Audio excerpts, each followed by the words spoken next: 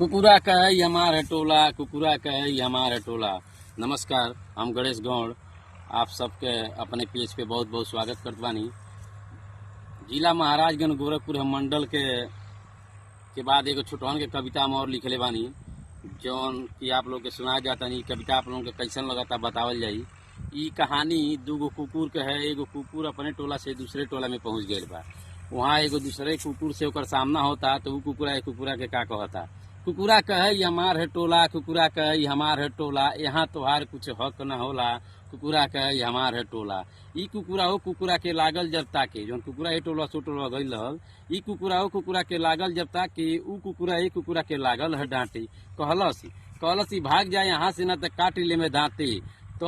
तब एक के भागे पड़ल पूछ भीतरी घुसा के, जौन कुकुरा ए टोला से गईल रहल, तब एक के भागे पड़ल पूछ भीतरी घुसा के। आ साचे लोग कहेला अपनी गली में कुत्ता भी शेर होला, कुकुरा कहे हमार है टोला, कुकुरा कहे हमार है टोला।